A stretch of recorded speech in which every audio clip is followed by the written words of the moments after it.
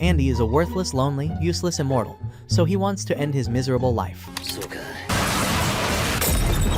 But God have some different plans for him. He meets a cursed girl who kills anything she touches. Now he takes his chances to touch her every night, so he can finally end his miserable and boring life. One morning, Fuko wrapped up the newest comic chapter, and it left her feeling so sad. Because of the ending, she headed to a bridge, ready to jump. Before she could, Andy walked up behind her and stopped her, looking at her way too eagerly. Fuko pulled out a knife and warned him, if you came closer, then I will cut your joystick. Sorry guys, she means. If he laid a hand on her, he'd die. Andy didn't care. He let the blade go in just so he could yank her back from the edge, then immediately asked what was up with her, kill on contact power. After setting her down, he waited for the hit to happen, but instead he just tipped over the side, crashed onto a speeding train below, and got shredded.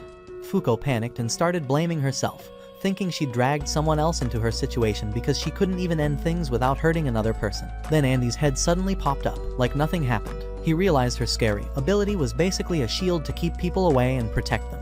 He casually rebuilt his whole body on the spot, like a Kaza, but his outfit didn't come back with it, after seeing his little joystick. Just like you have guys.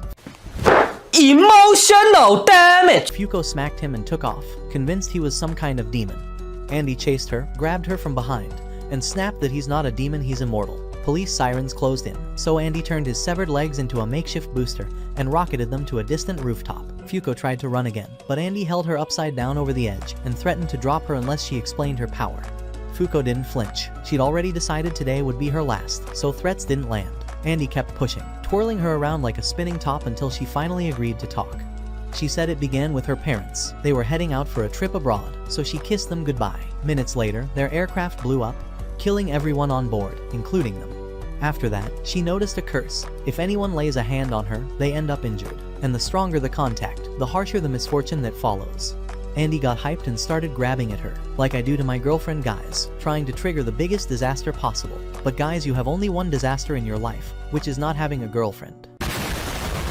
It worked. A stack of banana crates fell from above and slammed him flat. With Andy pancaked on the roof, Fuko tried to run, but she stepped on a slick peel, lost her footing, and went over the edge. While falling, she felt awful, thinking she'd die before playing with the big joysticks in her life.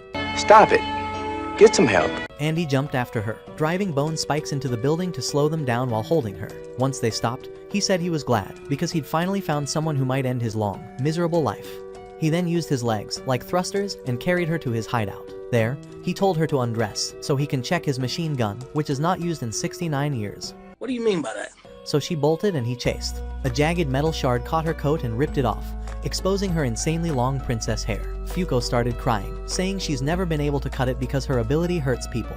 Andy decided to trim it anyway, using skills from his endless life. When he finished, Fuko thanked him for making her look like a chubby baddie.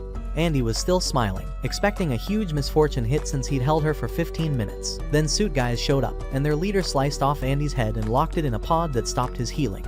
Before Fuko could even process what was happening, the suit leader snapped cuffs on her and said, tonight you are treated like girlfriend. Sorry guys, he means she was dangerous too. He explained their whole job is tracking down people with abilities. He called her power a perfect setup for killing, but also said it's mid because it's easy to dodge if someone touches her through clothing instead of bare skin. He also claimed Andy was only sticking around to steal her ability, but Fuko pushed back, saying Andy wasn't like these guys. The leader tried to shut her up by basically implying he could just erase her. Fuko didn't even look scared of these bargain bin agents, though she was too busy blaming herself for Andy getting captured. Then everything flipped. A sudden lightning blast came down, frying the guy holding Andy, and Fuko realized this had to be that unluck from the haircut moment earlier. Andy came back up like nothing, yanked a metal piece out of his head, and that instantly unlocked the fighting skills he'd been building for 100 years. In seconds, he wiped the floor with the suit squad. Seeing he was losing, the boss changed tactics and went dirty. He threatened to kill Fuko unless Andy handed over his head on purpose. Fuko told Andy not to listen, but Andy ignored her and tossed his own severed head toward the boss to protect her. Fuko was done acting helpless, though. She sprinted in and kissed Andy to trigger the biggest unluck possible. Andy immediately yelled for her to run before it hit, while he grabbed the boss and held him in place. Right on cue, a meteor dropped on them, and the whole building blew apart. After the blast, Fuko broke down, convinced Andy was finally gone. But then he walked out of the wreckage, looking like he'd been grilled alive. Fuko was relieved, and Andy was shocked that one kiss could cause that huge of a disaster. He then said they should take it further and do it to crank the unluck up even more. Fuko took off, trying to protect her V-card. Andy caught her fast, cornered her, and said he wanted to trigger her strongest unluck by forcing things to go all the way to bed. Lord have mercy. That's when Fuko realized he might only be using her ability, and she panicked because she didn't want her first time to be with someone like a demon. She told him her grandpa didn't die until 5 years after she kissed him, and explained the strength of the unluck depends on how much she genuinely likes the person. If Andy tried to force her, she'd hate him forever, meaning he'd never get the proper death he wants. Andy backed off, saying he still wasn't letting her die yet. He brought her into a room packed with weapons like a movie arsenal, and warned that another team would show up that same day. Fuko thought it would be easy again, but Andy said no, they wouldn't stand a chance, because the other side has powered people too, called negators. Later on, Fuko and Andy sped off on a bike. When the sky suddenly tore open like a jagged rip, Andy said Union, the same crew that caught him years ago, uses brakes like that to warp from place to place. A massive mech came up behind them and attacked. Fuko tried to move in, but a martial arts show-off named Shen flipped her actions with his ability, trapping her so she couldn't even step right. Andy went for a sneak hit on the mech, but his body locked up too. The mech slammed him with one punch and sent him flying. Fuko snapped at Shen for doing it, but Andy said the mech was the one freezing people with its own power. Andy still threw hands, going round after round like a savage fistfight, until the mech finally knocked his head clean off. Shen then told Fuko his side is Union, a group of 10 negators. They aren't hunted, but only because they accept missions and do the dirty work. Fuko got hopeful, thinking joining would stop the chase for both her and Andy. The mech kid shut it down, saying every slot was filled, then tried to drop Fuko with a punch. Andy blocked it and pulled her out of danger. Fuko pressed a hand to Andy's chest to create space, and warned them a huge wave of unluck was about to hit. Right then, an entire train crashed down and blew up, yet the Union members strangely took 0 damage. They went after Andy into a building. Inside, Andy figured out what the mech's ability was, but then he noticed explosives and the place got wrecked. When the mech came back to finish him, Andy ended it by firing a detached finger straight into its head. After that, Andy and Shen clashed up close like wrestlers. Andy tried to finish it with his blade, but Shen stopped his movement at the last second. Shen also avoided Fuko's unluck and said one Union spot was available now, replacing the mech. Andy told Fuko to take it. She refused and gave a heartfelt speech about sticking with Andy. Guys, I can't see this kind of loyalty in today's world. Stay hard! Shen decided to help them take out another Union member so both could join. Gave them the info to track the target, and headed back to base. Once Shen was gone, Andy told Fuko not to pull something like that again, then said the plan was to go to Russia to take down the Union member. Later on, Andy and Fuko were headed toward Russia on a yacht when enemy fighter jets started blasting at them. Andy didn't even hesitate. He sliced off his own arm, reshaped it into a launcher, and blew one of the planes out of the air. Fuko asked if that meant they were officially in Union now. Andy told her, nope, to get accepted, they still had to take out someone wearing the Union symbol. He said their options were basically 3 negators, and one of them was a woman who can make invisible walls. He'd fought her years ago and lost, so he warned Fuko that running into her again would be really bad. That made Fuko realize Andy isn't unbeatable. He's got matchups he can't handle easily.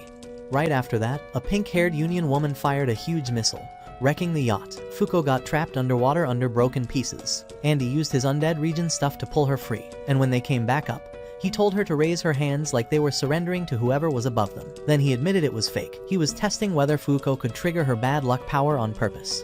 While talking, he also mentioned what he did while she was out.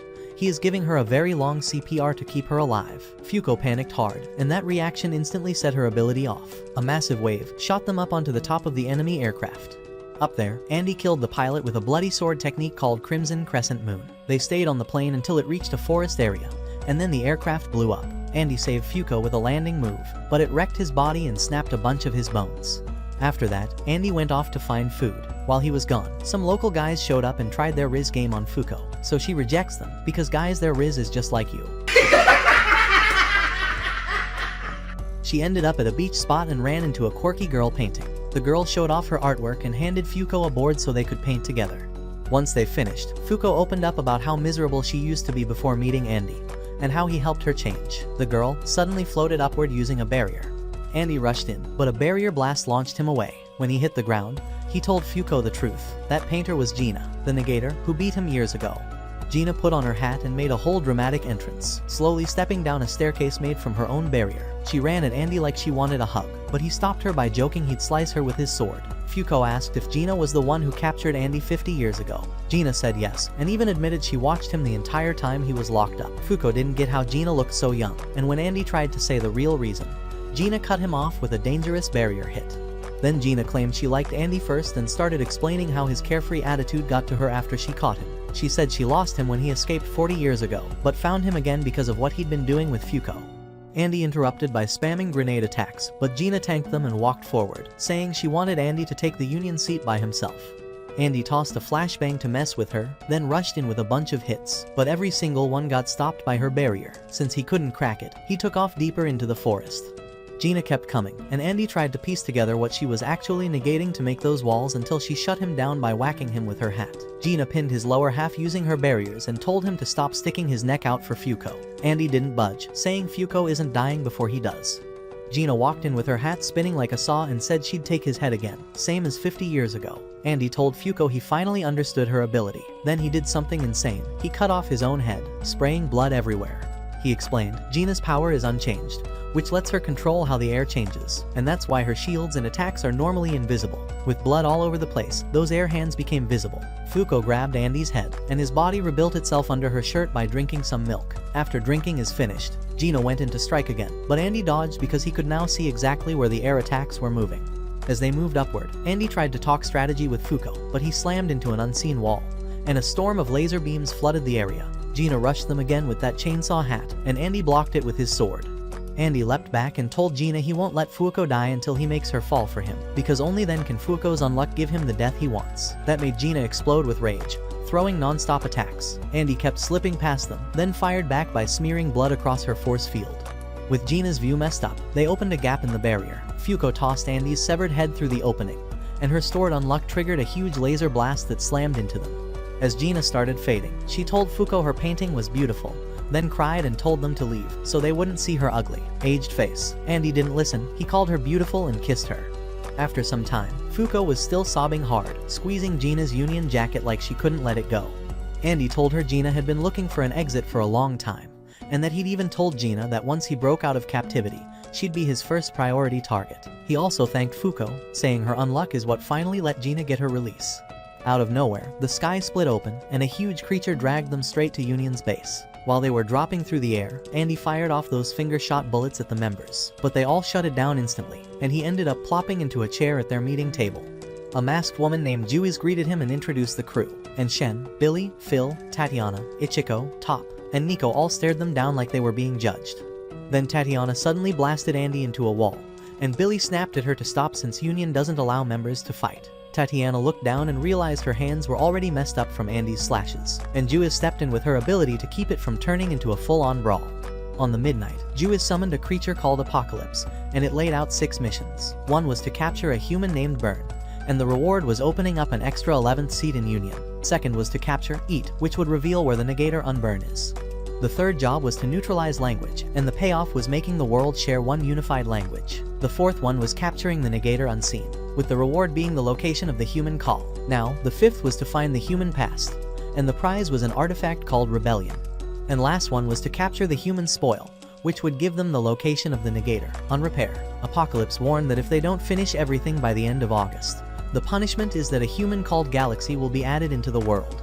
When Top explained what Apocalypse even was, Fuko went on a heated rant about how they shouldn't keep obeying it. Juiz cut her off and said they have to clear the missions if they want a chance to kill the god tied to that Apocalypse book. Fuko still wasn't convinced, so Juiz told her the only way to survive there is to rise to number 1 in Union by getting the most wins. Right then, Andy grabbed Apocalypse and asked which mission was the toughest, and it pointed to Spoil. Andy immediately claimed that quest and picked Shen to be the last member of their team. After some time, Shen explained to Andy why the Union uniform is a big deal. Andy didn't care and basically said, "I'm fine without it." Then an alarm suddenly started screaming because UMA Clothes had busted out of its cell. It attacked right away, and Andy shut it down quickly, but that didn't end it.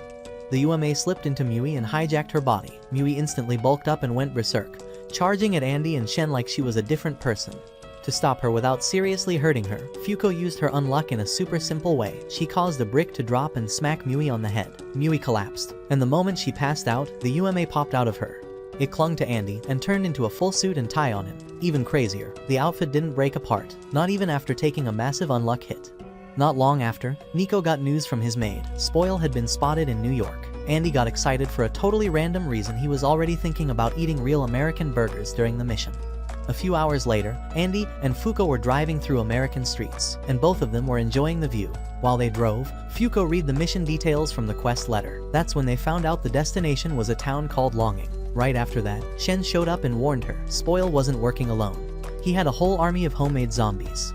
Fuko asked if they even had a shot against that, and Shen answered by playing a recorded video. It showed agents who had checked the area earlier and got completely destroyed.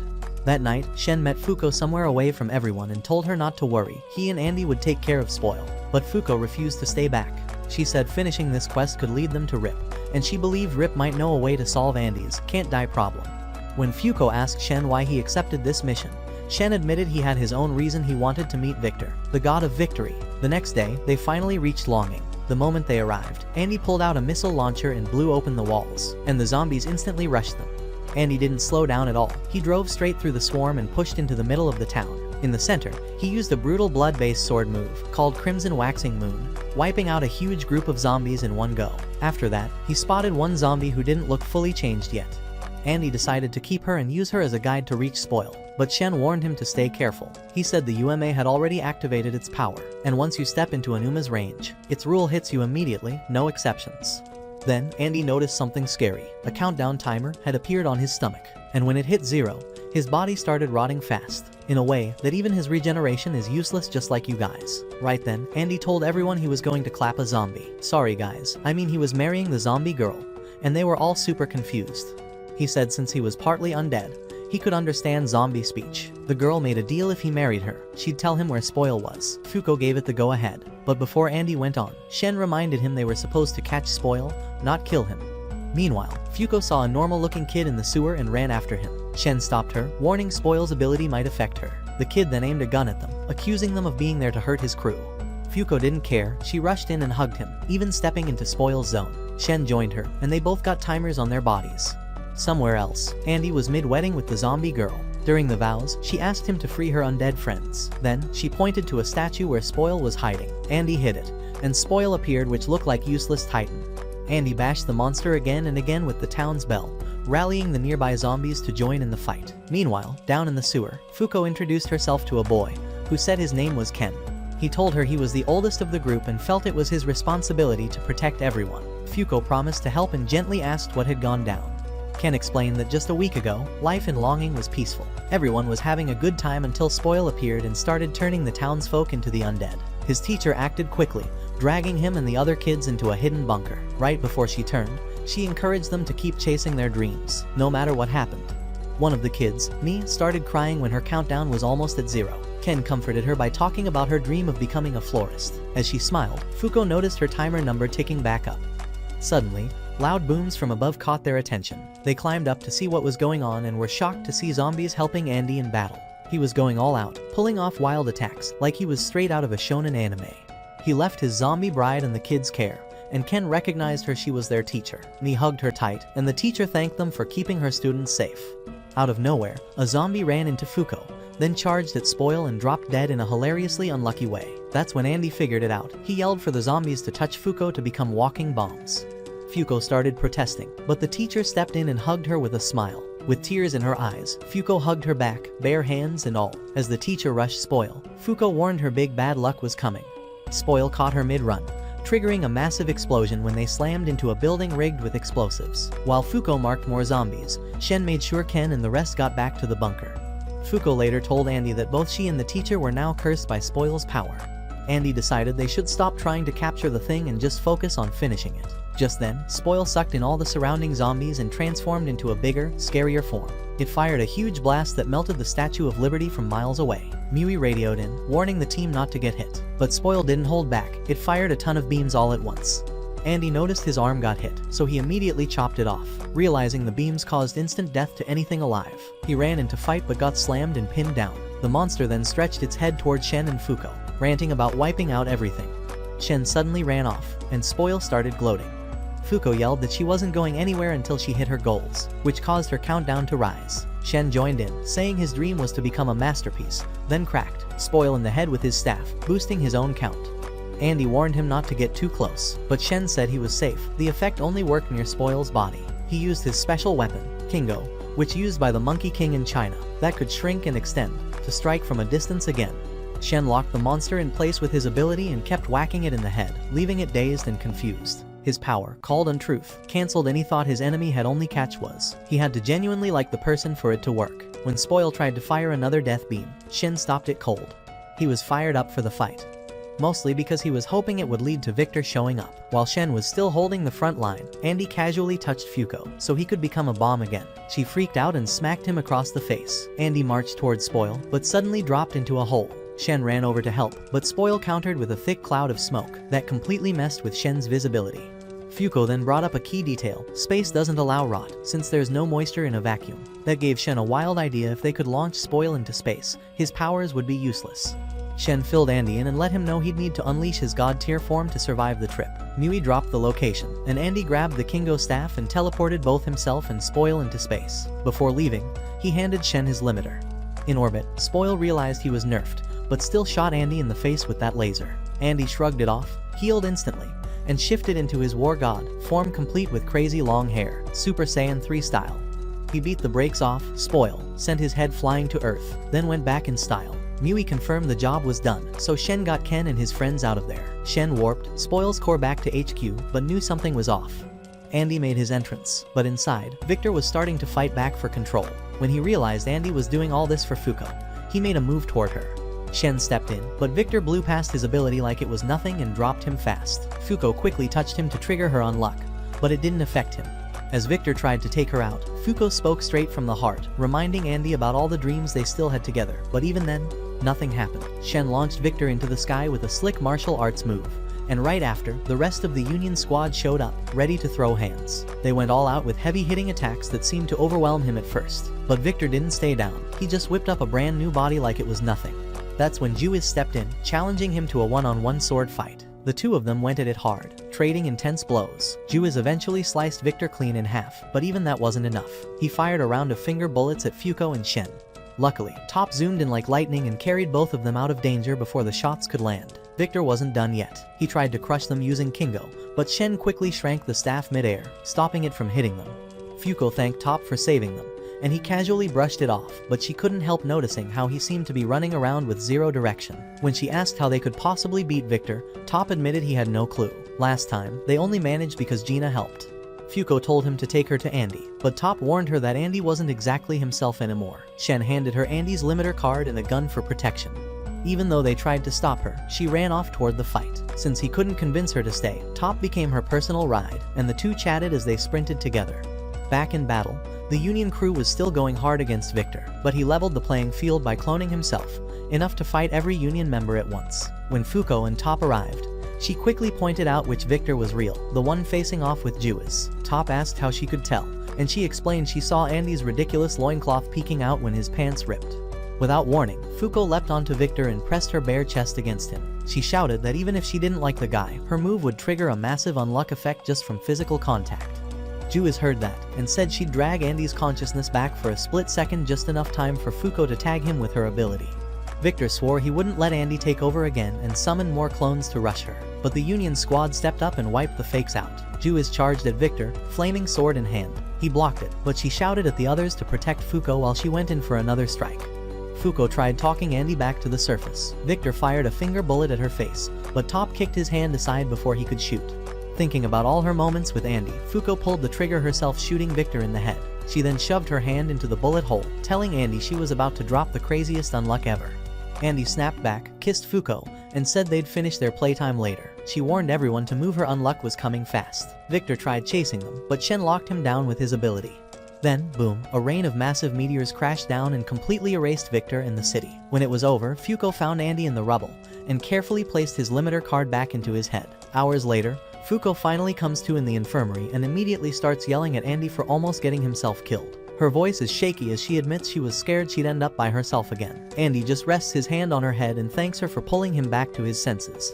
To calm her down, he shows her a stack of letters from Ken's group and explains that Union's orphanage will be looking after them from now on. After a bit of teasing and small talk, they head back to the briefing room, where Apocalypse is waiting to go over the 6 missions. Somewhere else, in a ruined building, a man with an eye patch has unseen tied to a chair, blood dripping from his invisible body. He explains that Unseen can hide himself in anything he treats as his own just by closing his eyes. He's even cut open Unseen's stomach, so he can't escape, then offers to shut off the ability if Unseen joins his side.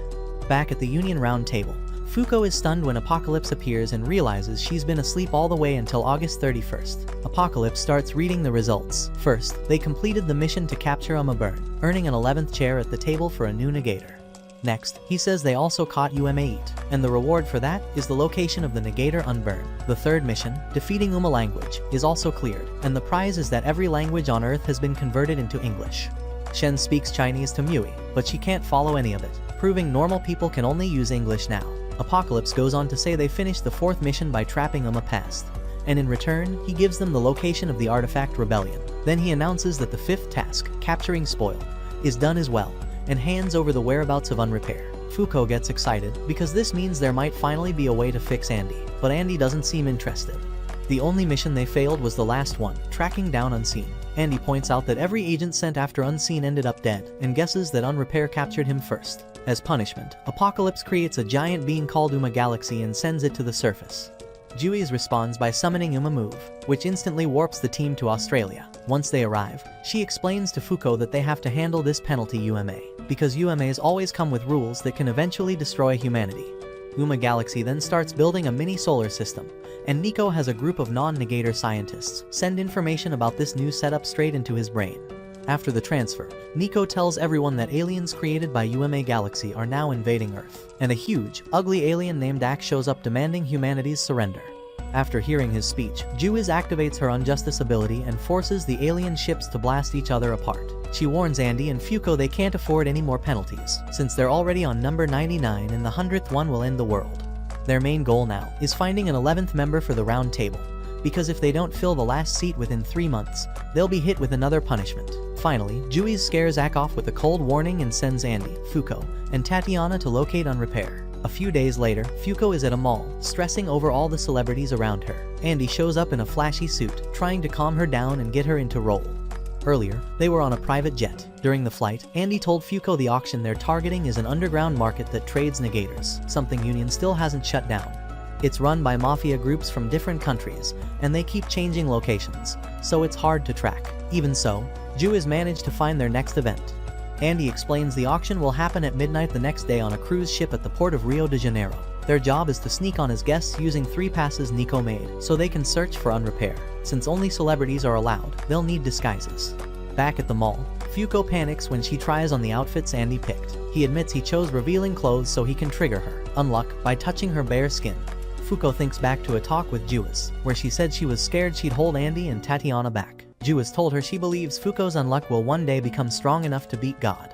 She wants Fuko to keep teaming up with Andy and fall deeper for him, so her ability grows enough to stop the coming Ragnarok. In the end, Fuko chooses a cheap knockoff of Cardi B's Met Gala dress. While they're leaving the mall, Andy starts acting weird again, so she uses her Unluck to smack him. Later, they sit by the shore. Andy admits he doesn't know whether his body really belongs to him or Victor. Fuko promises that no matter how many times Victor takes over, she'll always bring Andy back. She reaches out to help him up, forgetting she isn't wearing gloves, and her Unluck activates as soon as she touches him. Tatiana suddenly drops in and crushes him, then explains the plan. Andy and Fuko will enter the auction pretending to be a married couple, while she investigates outside. Later on, Fuko and Andy enter the auction ship in disguise. When they reach the ballroom, Fuko tenses up after hearing fancy guests casually talking about Uma. They move to a quieter area, where Andy explains they can talk and listen in English, thanks to a gadget Shen gave them. Fuko starts thinking the people being sold here might have lives as rough as hers used to be, but Andy boosts her confidence and says again that he's sticking with Union. On another deck, Unrepair is also posing as a married man with his assistant Lotta. When some guards open fire on him, he wipes them out in an instant, then calls over his partners, Fun and Creed. Tatiana spots them plotting and warns the others that 4 negators have snuck onto the ship. Juiz explains that group is made of negator hunters who grab other negators by force to fuel their grudge against the world. Fuko climbs onto Andy's back as they get ready to confront them. Andy charges into the ballroom with Fuko piggyback, drops a guard who steps in his way, and shouts for Tatiana to toss his sword. He reaches a hallway where more guards start shooting. Tatiana throws him the sword, and Fuko triggers a burst of Unluck that blasts them down to a lower level. Andy races down the stairs with her still holding on and ends up in another corridor packed with dynamite, which explodes on impact. Elsewhere on the ship, a young negator named Chikara is cornered by a guard. He freezes the man with his ability, but when he tries to run, The guard starts moving again. He realizes he can't stop the guard and escape at the same time and panics over what to do. Back at school, not long before this, Chikara had freaked out when everyone but him started speaking English, and the moment he ranted in Japanese, men in suits grabbed him and took him away. In the present, Chikara is shaking as he notices his power has faded and the Yakuza guard aims at his leg. Before the shot lands, the guard is suddenly taken out by Unrepair. As Unrepair walks up to him, he explains that Chikara's ability lets him freeze other people's movements as long as Chikara himself doesn't move. He calls Chikara the exact restrained type negator he's been searching for. Chikara panics and tries to pretend he's just a normal kid, speaking awful, broken English to act clueless, but Creed isn't fooled. To test him, Creed points a machine gun at Chikara and starts counting down from 5. Terrified, Chikara thinks he's about to die. When Creed opens fire, Andy jumps in front of Chikara and takes the bullets with his own body. Fuko rushes in too and slips a special necktie around Chikara's neck so he can understand what they're saying. Unrepair casually slices Andy's throat and blood pours out. He explains that Andy's wound won't close until Andy actually dies. When Andy tries to cut off Unrepair's head, Unrepair tells him it's useless because his power cancels any kind of healing. He orders them to hand Chikara over so they can kill him and give his ability to someone better. Texated, Place's formation. Instead, Andy charges in. Fuko cuts Andy's head off on purpose, and his flying head slams straight into Unrepair. At the same time, Tatiana bursts onto the scene and smashes Creed into a wall. Andy tries another sword move on Unrepair, but Unrepair dodges and slices Andy's arms off. Andy fires his own severed arms at him, but Lada blocks the attack with her ability. Unrepair mocks Chikara as a coward who doesn't deserve his power and talks about his goal of taking over the country. Andy blinds Lada for a moment by flinging blood into her eyes, knocking her out of the fight. Unrepair then throws a blade toward Chikara. Andy tries to protect him, but the blade passes through Andy's arm and stabs Fuko in the stomach. Andy is about to unleash his beast-like battle form on Unrepair, but Fuko stops him. Unrepair slips away when armed guards rush in. As the guards open fire on them, Chikara remembers his mother's last words. That memory gives him the resolve he lacked, and he uses a stronger version of his unmovability to stop all the bullets in midair. As the guards open fire on them, Chikara remembers his mother's last words. That memory gives him the resolve he lacked, and he uses a stronger version of his unmovability to stop all the bullets in midair. Creed opens up on Tatiana with his machine gun, but every round just bounces off her armor, not even scratching it. Annoyed, he lobs a grenade her way. That blast also does nothing, so Tatiana goes in to smash his head with a punch. Before it lands, Feng jumps in and blocks the hit, giving Creed time to chuck even more grenades at her. Tatiana watches Feng and tries to figure out what his power is. Suddenly, he shoves her down, and she realizes thin cracks are spreading across her armor. His negation is quietly breaking her suit from the inside. Over the comms, Andy tells her Fuko's been hurt by Unrepair, and says they have less than an hour to kill him or Fuko will die. That news makes Tatiana think back to the very first time she met Andy. Right after that early meeting, she pulled him into a private room and challenged him to a one-on-one fight. She told him there was no way she'd ever recognize him as part of the team after what happened to Gina.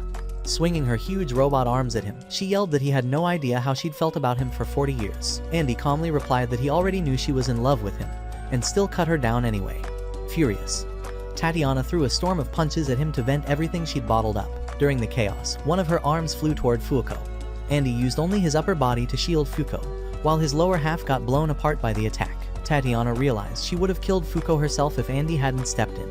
Nico told her to cool off, saying their next mission would show whether Andy and Fuko were really fit for the team. Right then, Andy suddenly tackled Tatiana completely naked.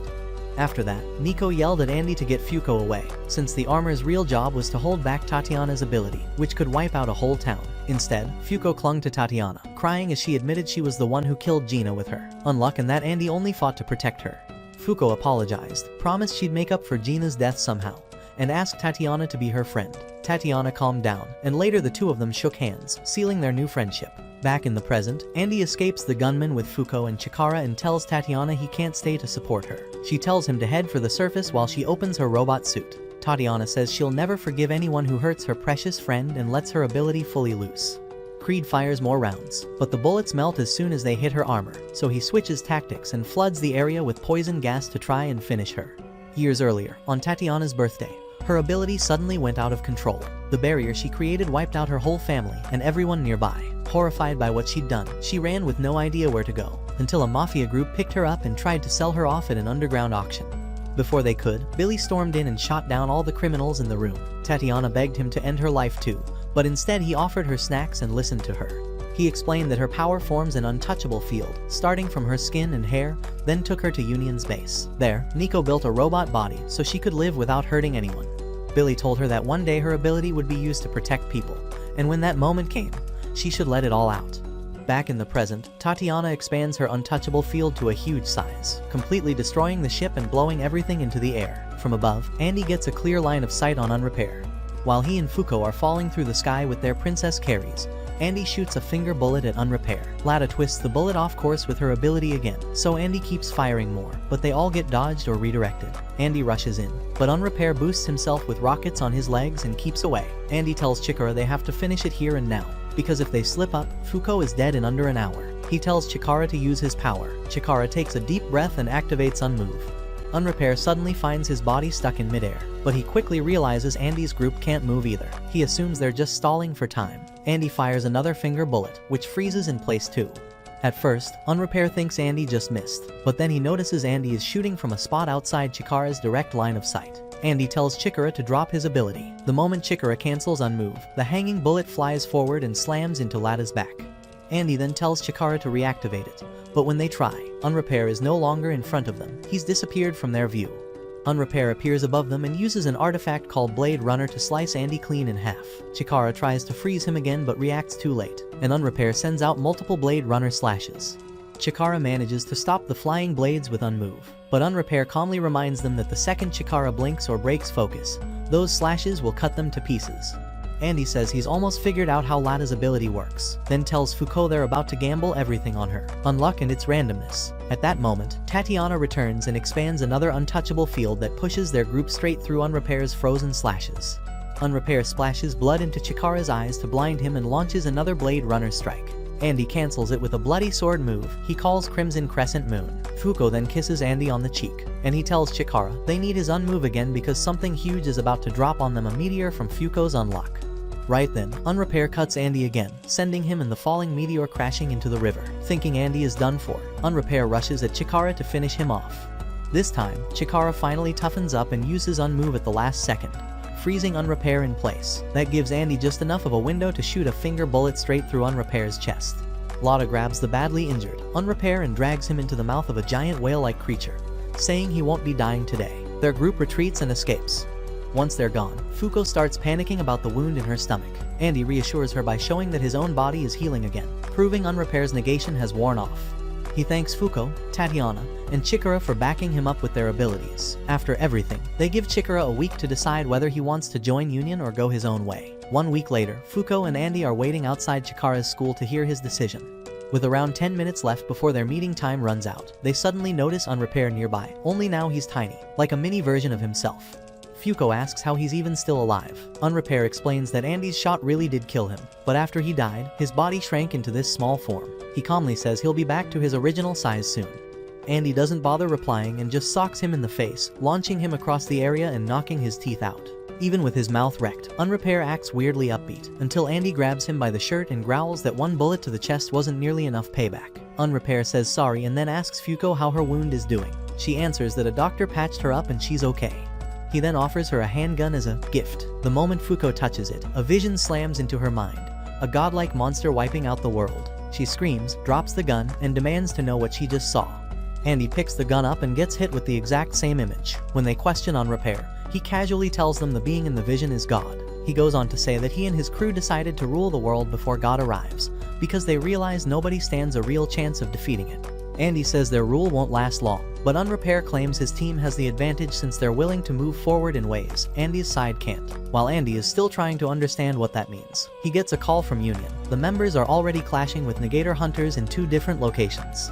Unrepair then finally reveals his group's name, Under. He says they're going to flip the world upside down to make it fair, drifting farther away from them. He offers to put in a good word with God if Andy and the others join Under. Andy answers that anything that exists can be killed, including God, and he'll be the one to do it. Once Unrepair is gone, Andy confidently says they'll team up and take God down. Chikara, completely freaked out, decides he's out and tries to run off to Philadelphia, but Andy chases him down. When he notices Fuko getting excited over how cool Chikara's school building looks, Andy tells Chikara to show them around.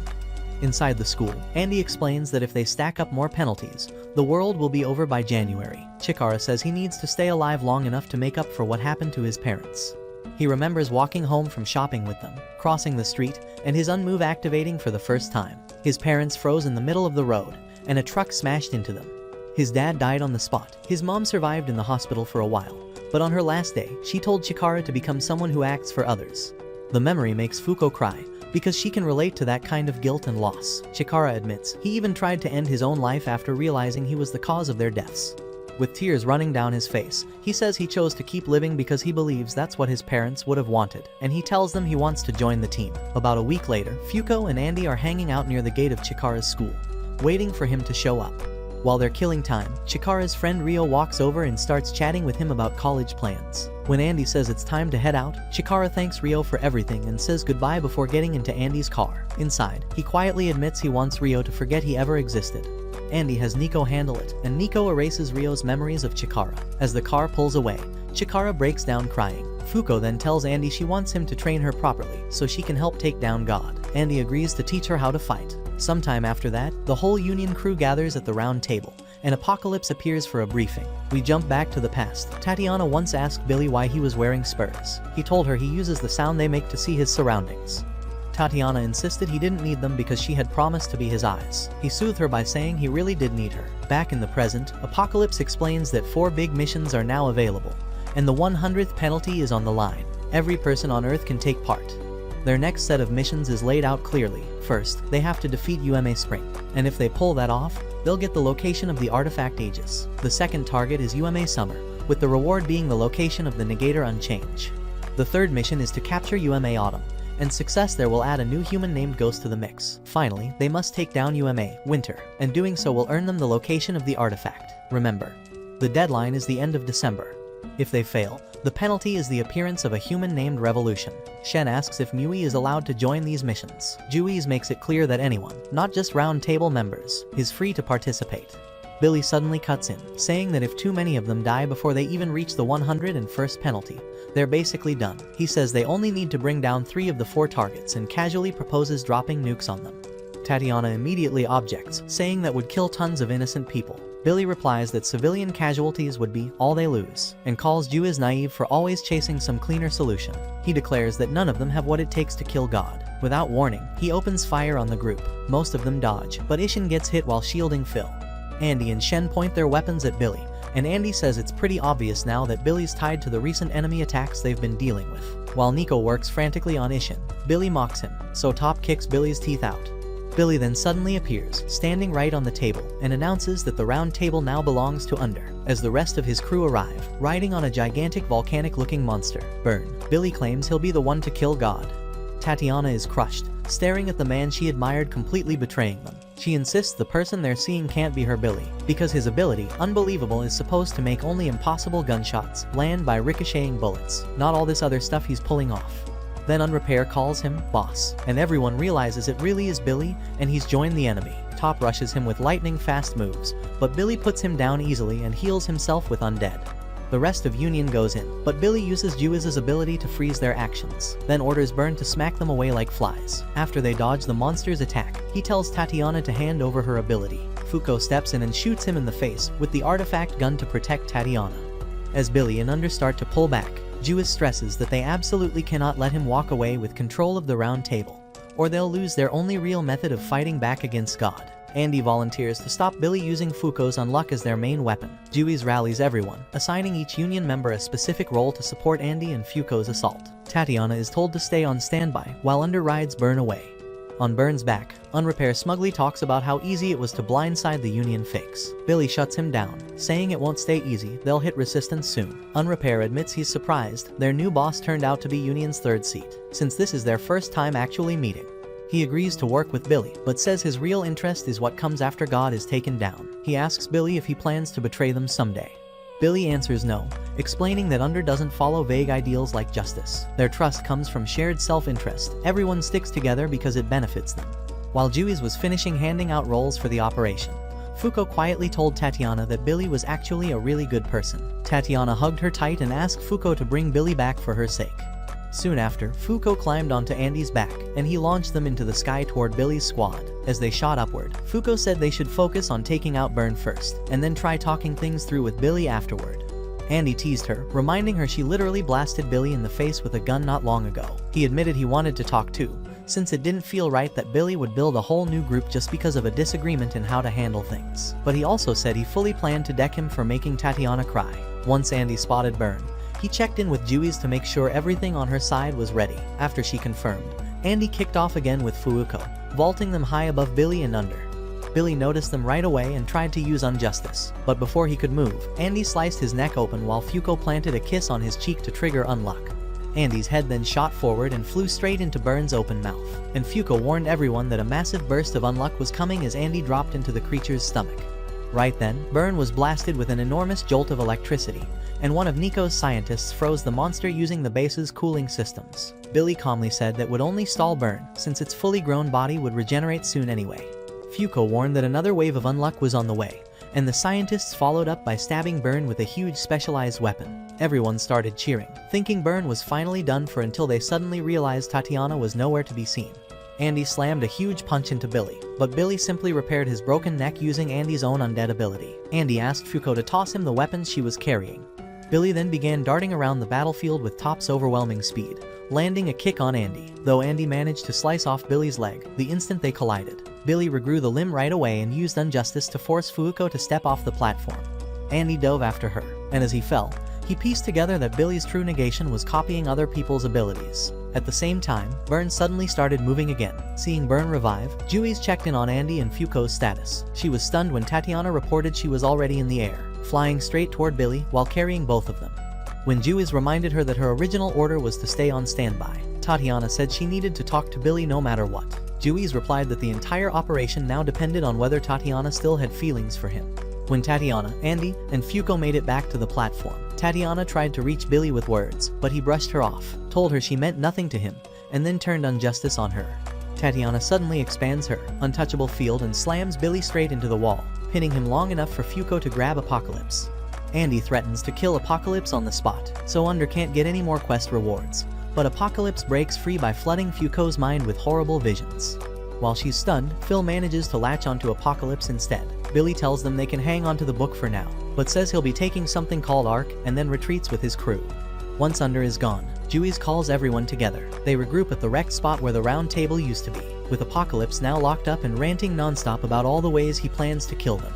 Juice asks Nico for a status report. He says things actually turned out better than expected if they'd kept fighting instead of stealing Apocalypse to force a draw. The damage would have been way worse. Juice then checks if Fuuko will be okay, and Nico confirms she'll recover in time. Andy speaks up and says he's been feeling like something was off ever since he heard Juice plan back when Galaxy was added as a penalty. At the time, Juice's idea was to send everyone to clear the first 3 quests and just accept Galaxy as a punishment so they could focus on building up their strength.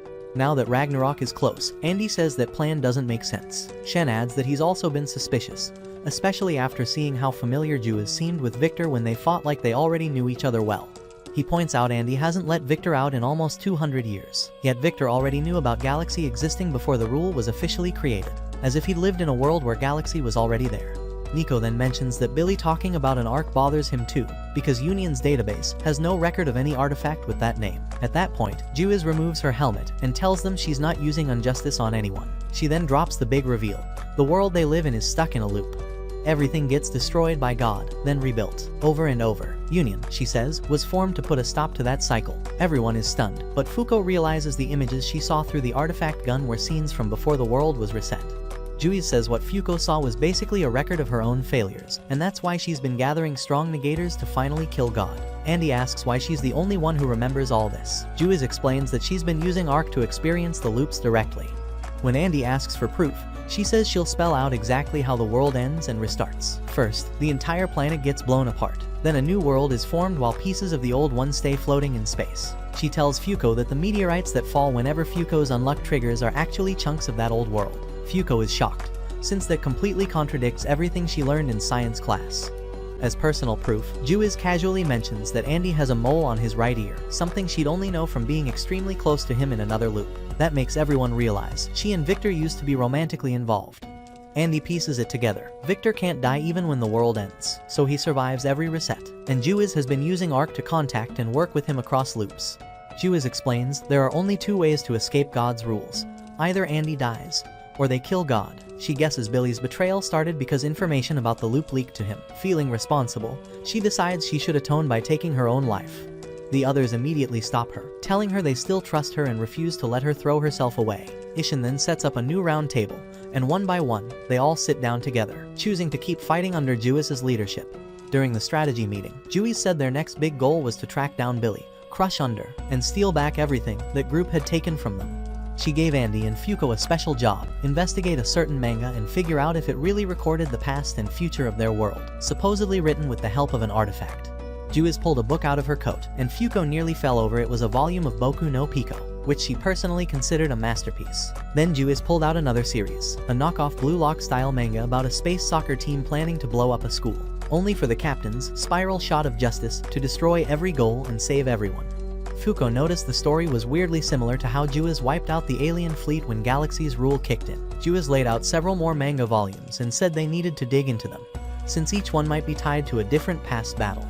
Fuko pointed out that nobody knew anything about the mysterious author behind all these works. Juiz then explained that the manga were drawn using an artifact called Jinner, and anything created with it wasn't affected when new rules got added.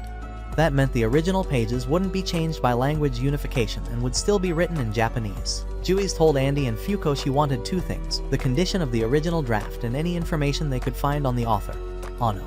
Andy guessed the key would be at the publishing company and decided they'd sneak in by submitting a killer romance manga. A little while later, Andy and Fuko were taken to a special workroom by one of Nico's subordinates, Nico. Fuko quickly realized she knew even less about making manga than the author of Tokyo Revengers. Andy booted up a program designed to help with manga creation and hyped her up until she finally found the energy to start drawing. As Fuko worked, she told Andy she believed that if she could understand her emotions better, she'd be able to trigger way bigger unluck. Several energy drinks later, like an unhealthy amount, she finished her very first manga draft. Andy was genuinely impressed and took over to turn it into proper storyboards. Right then, Mui and Miko showed up to help, and the whole thing snowballed into a full-on manga production party when Tatiana joined in too. Hours passed in chaos and caffeine. Eventually, Andy told Fuko he was done with the storyboards, and Fuko and the others went into turbo mode, drawing page after page at insane speed. Juiz later joined the drawing session as well. While they worked, Fuko asked why none of the manga hinted at Billy's betrayal, and she also pointed out some weird gaps in the storytelling. That made Juiz suspect the author had purposely left certain events out. Fuko practically turned into an ice statue from pure shock when she saw how godlike Juiz's art skills were. Even so, she pushed through and kept working for several more hours until she finally completed the manga. She gave it a title that summed everything up: Undead Unluck. The next day, Fuko brought her manga to a publisher. The editor tore it apart with harsh criticism first, but in the end, agreed to submit it for the contest. After that, she led Fuko to a storage room, where the original manga they'd been searching for was kept. As the editor casually talked about the unpublished story arcs, the union members realized the series was literally tied to the current and even future events of their world. Juiz instantly ordered everyone to track down Ano before Under got to her, since they needed info about what was coming next. A moment later, Fuko noticed the editor, Tohyoka, on the phone with Ano, so she asked to talk to her directly. Tohyoka hesitated, but Andy scared her into handing over the phone. Fuko told Ano she wanted to meet face to face, and Ano told them to come to Canada, where she was staying. On the flight there, Andy enjoyed a fancy in-flight meal and told Fuko he found the author super suspicious. For 20 years, she'd only contacted the editors through silent phone calls and letters. He also mentioned the union had struggled to catch this masked mangaka and said he was dead set on nabbing her this time. A few hours later, Andy and Fuko reached the park in Canada where they were supposed to meet her. Fuko noticed the season there was autumn, and the trees were turning color. They sat on a bench, eating McDonald's and talking through their plan to snag the author, completely unaware that Ano was already behind them, quietly reading their manuscript. She suddenly spoke up and asked if they wanted to know why Billy betrayed them, how to beat the Yumeis, the truth about Andy's past, and even how to kill God. She said she could tell them, but it would come with a price. Right then, a bunch of spider-type Yumeis appeared around her, but she stayed calm, saying this was their territory. She told them they were about to fight Yume Autumn, and that if they beat it, they'd definitely come out stronger. She announced the start of the autumn arc, but when the spiders tried to attack, they just blew up into puddles of slime, leaving her annoyed at how weak they were. Andy pointed his sword at Ano and demanded to know if she really could see the future. In the blink of an eye, she was standing right in front of Fuko instead, telling her autumn would be arriving soon. A scream rang out, and despite Ano warning her not to go, Fuko ran toward the sound. She ended up reliving the painful memory of her zombie teacher dying during their battle with Spoil. Not long after, the three of them reached a riverbank, where Yuma Autumn and its minions were waiting on the opposite side. Ano explained that this UMA feeds on people's life stories. It turns a victim's head into a book, skims their autobiography, then eats it. They watched as Autumn transformed someone's head into a book, read a bit, and then devoured it. Autumn demanded a rare, more interesting story and sent its spider monsters charging at them. Andy took off with Fuko on his back, cutting through a bunch of the spider umas, then fired a bullet straight at Autumn. Andy's shot does nothing to UMA Autumn. Instead, Autumn turns Andy's leg into a stack of books, so Andy just chops it off and grows a new one. Meanwhile, Ano slices off her own left arm and replaces it with a drawn version of Andy's arm she created, then unleashes a huge finger bullet barrage at Autumn. Autumn regenerates like it's nothing, so Ano grabs Andy and Fuko and escapes with them on a flying craft before Unrepair can show up. On the way, she tells them she can't grow her real left hand back because she can only have one of her drawn creations active at a time, but it's fine, since she doesn't need that arm to make manga. At her base, Ano sketches a claw from Uma Autumn and says it'll help power Andy up by linking him directly to his past. She smacks him with the drawn claw, and Andy turns into a gigantic book that stretches past the edge of the atmosphere. Fuko is stunned at how huge it is, and Ano explains it's that big because Victor's share of the life story is included too, that's how long he's existed. Fuko asks if she's supposed to read all of it to learn about Andy's past, but Ano says there's a faster way. Just go inside. Using an artifact called Soul Caliber, she turns Fuko into a spirit version of herself, then reshapes that spirit into a kind of bullet and shoots her straight into Andy's memory book. Fuko wakes up in a barren wasteland and realizes she's wandering through Andy's memories. A cowboy suddenly tries to shoot her, but a past version Andy saves her with a quick shot. When she calls him Andy, he doesn't recognize the name. His partner, Josh, grabs Fuko and demands to know why she's trying to seduce her captain. Fuko switches to broken English, introduces herself, and says she knows what happens in his future. The cowboy Andy takes her to a bar run by a woman whose daughter they saved, and they drink together until Josh passes out. Later, Fuko asks to join Andy's crew. He gives her a test of courage, which she passes easily because she trusts him so much. Right after that, enemy cowboys attack. Andy's teammates throw themselves in front of the bullets to protect Fuko and end up dying. That pushes Andy over the edge. He goes wild with axes, wipes out the enemy gang, and finally accepts that he really is undead. The next day, they bury his fallen crew. The bar owner blames herself for bringing the enemy there, but Andy tells her to pour whiskey on their graves once a year until she dies. That'll be enough. From there, Andy and Fuko travel together for years, fighting all kinds of lowlifes. They eventually gain new partners, Ash and Camus, who don't believe Fuko actually controls Unluck. To prove it, she accidentally makes the barmaid spill beer all over them. Later that night, Fuko meets Andy by a riverside, and they have a quiet, heavy talk about death. Andy tells her it's time for her to move to an older layer of his memories. As she starts to fade, tears in her eyes, she promises she'll kiss him in the future. She then reappears in front of a building from an even earlier period in his life. There, Victor shows up and tells her to leave. Fuko refuses, saying she wants to learn more about Andy's past, and she tries to shoot Victor, but he instantly appears behind her and says he's going to kill her. When she asks why, he says it's because he doesn't want her snooping through his memories again, and because if he gets rid of her, he can finally erase the last thing stopping him from taking over their shared body. Fuko gives up, and he shoots her with a finger bullet. She wakes up in another time period, only for Victor to appear and kill her again. After she respawns in yet another era, she tries to run, but Victor traps her in his domain, and attacks until Andy dives in, fires off a rocket punch, and blows Victor apart. Fuko and Andy reunite in tears. Victor regenerates in front of them and says his plan is to gain full control by destroying Fuko. Andy tells him he'll protect her with everything he's got, because he knows his future self needs her. Victor answers with a storm of finger bullets. Andy dodges, and they clash with blood blades until Victor slices Andy's feet off. Andy regenerates, and they keep trading bloody attacks. Andy then tells Fuko to let go so he can fully use her unluck against Victor. Fuko kisses him and runs, and Andy releases the unluck he's been storing in his finger, using it to finally blow Victor away. After Victor pulls himself back together, Andy blasts him away with a detached, spinning punch that sends him flying right into an oncoming airplane. After that hit, they seal Victor's head inside a special container. Fuko tells Andy she wants to talk to Victor directly, and as soon as she says that, Victor busts out of the pod. Later, Fuko asks Victor what he really was to Jewis. He explains that he and Jewis tried over and over to beat God and failed every time, until she started using Arc to loop herself through the same world again and again. He says he wanted to kill her because he couldn't stand watching the woman he loved keep suffering like that. Before leaving, he tells Fuko that one day, she'll become strong enough to reach God. After he disappears, Andy kisses Fuko and that pulls her back to the present. Back in the real world, Ano tells Fuko that Andy is still living another life inside his memories, and going through all that will make his heart stronger. When Ano senses Unrepair and Lotto arriving at her hideout, she says she'll kill them if they try to mess with their memory dive. Unrepair attacks with Blade Runner, but Ano deflects it. He says he wants to learn about the future from her manga and asks why she's gambling her life for them, then sends a stronger slash that chops off her right arm. Years earlier, Ano had found the artifact Jiner lying on the ground. The moment she touched it, she saw scenes from the past and future of the current time loop and got super hyped, so she started drawing all of it as manga. When she ran to show her mom, she realized her mom couldn't see her at all. That was the moment she awakened as a negator. She cried while watching her mother wander around the house, desperately looking for her. One day, she saw her mom praying, saying she hoped Ano was alive somewhere, happily drawing manga like she used to. So Ano picked Jiner back up and kept drawing, hoping that someday she'd meet the Union members from those future pages, who gave her courage. She eventually finished her first romance manga, and it got serialized right away, which made her unbelievably happy. Not long after that, she went into a forest and saw Andy training with a girl, practicing sword techniques by the water. She tried to hug him, but her body phased right through. He was just a recorded moment from the timeline. She then watched him give that girl the harshest rejection ever. After she confessed to him, Ano's glimpses of the future showed that the heroes would lose because both Andy and Fuko die. She realized she could write future events into her manga and maybe twist the outcome. In the present, Andy bursts out of his giant book form and slashes down a negator, hiding inside the wall.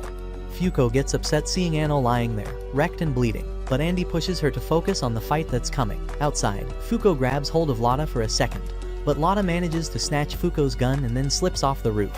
Fuko begs Unrepair to team up with them, but he refuses. He wants Arc so he can stop Lotta's destined death. Lotta returns, riding with Uma Autumn, and Unrepair and Fuko basically turn it into a race, each sprinting toward Autumn, with their partners on their backs to see who can finish it off first. As they rush in, Ano tells Andy and Fuko she's sure they can beat Autumn this time. Andy and Unrepair both send powerful slashes at the monster, but Autumn just shrugs them off. Andy closes the distance and strikes at point-blank range, but Autumn regenerates instantly, and Unrepair's attacks don't leave a mark either. Autumn fires book-like husks at Andy, but he dodges around them. Ano yells for them to stall it as long as they can while she uses Jiner to draw the strongest possible artifact, one she says is guaranteed to take Autumn down. Unrepair and the others didn't really believe Ano's claim about a sure win artifact. They decided to let Andy struggle with Uma Autumn, then swoop in at the last second and steal the kill. While she watched them fight, Ano quietly started talking to her late mom, introducing everyone there, including Unrepair, whom she calls Rip. She says he used to be kind and cool, but after losing someone precious, he buried that part of himself. Ano then finishes drawing an artifact and uses it to turn Rip back into his adult body. Rip immediately asks why she used it, since he knows it makes the user age 10 times the amount of time they rewound. Ano is already old and worn out. As he steps toward her, she tells him to use his power to capture Autumn. Then her body turns into a small glowing orb. Seeing what Ano sacrificed, Fuko remembers how Ano's manga helped her survive the years after she lost her parents and grandparents. While Andy keeps clashing with the monster, Rip asks who Ano really is, and why they're fighting so hard for her plan. Fuko explains everything Ano did for them and says these steps are needed if they want to beat Autumn. Autumn's spider Uma's suddenly merge into its main body, changing it into an even stronger form. It traps Andy inside a book and moves in to finish him, but Rip rushes in and smashes Autumn with a brutal kick that leaves a wound it can't heal. All 6 of them then fight together like their own scrappy version of the Avengers. Andy and Rip combine their moves and rip through Autumn's body, exposing its core. Andy fires an unluck bullet that blows the body apart, and Lotta grabs the core before it can regenerate. After the fight, Fuko thanks Rip for helping them and asks him to join their side. He turns her down, saying he still plans to steal Arc to bring back the person he lost. Andy mentions that Ano is a negator too, with an ability called Unknown. Once under leaves, Fuko lies back on the grass beside Andy, finally able to breathe for a moment. And that's it for today's video guys. Watch the following video and I will catch you in the next.